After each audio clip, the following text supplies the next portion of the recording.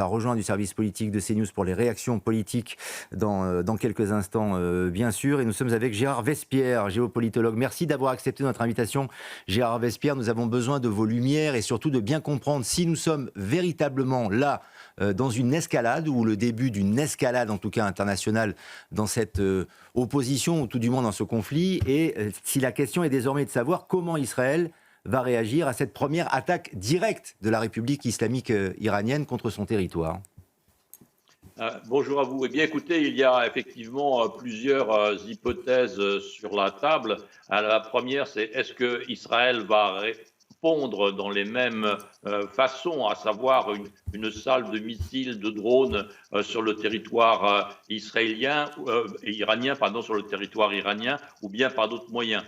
Il est fort peu possible que la frappe ait lieu effectivement sur l'Iran. Les États-Unis sont certainement totalement opposés à une telle opération.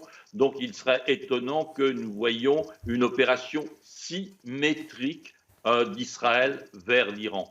Maintenant, qu'est-ce qui peut se passer d'autre? Eh bien, il peut y avoir des opérations de cyberattaque, n'est-ce pas? Il y a déjà eu dans le passé des opérations menées par Israël sur des installations industrielles ou nucléaires iraniennes, donc à distance. Il peut y avoir des opérations clandestines d'élimination à nouveau de personnages importants. Et puis, il peut y avoir, in fine, aussi des frappes en Syrie sur à nouveau des positions et des milices iraniennes. Donc voyez-vous, il peut y avoir beaucoup de possibilités et même l'imagination peut être très large.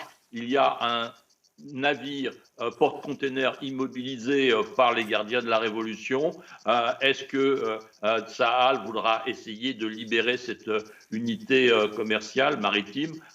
Voilà une autre hypothèse. Donc un champ très ouvert, mais certainement pas une attaque symétrique comme ce que l'on a vu cette nuit contre Israël. Oui, le spectre est très large en effet, mais quand vous dites pas de riposte symétrique, donc ce ne serait pas une réponse à la hauteur des, je le rappelle, Gérard Vespierre, des 300 tirs qui ont voulu frapper Israël la nuit dernière, à savoir des missiles téléguidés notamment. Alors fort heureusement, 99% de ces missiles ont été interceptés, donc il ne peut pas y avoir de réponse à la hauteur de la part d'Israël, à la hauteur de cette attaque de la nuit dernière.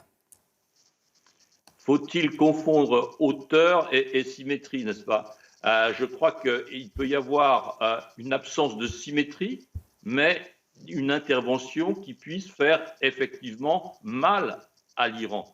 S'il y avait une attaque cyber, par exemple, de grande ampleur et de grande désorganisation de l'infrastructure électronique ou militaire iranienne, eh bien, ce serait une attaque de grande ampleur. N'oublions pas qu'effectivement, comme vous venez de le signaler, il y a 300 missiles qui ont été lancés, voire un peu plus, mais pratiquement aucun n'a atteint son but. Donc, quel est le plus important? C'est de lancer beaucoup ou de frapper peu, mais avec beaucoup d'efficacité. Voyez-vous, donc je pense qu'Israël préférera des frappes limitées, mais efficaces. Merci Gérard Vespierre, merci d'être intervenu en direct sur l'antenne de CNews pour cet éclairage dans cette spéciale.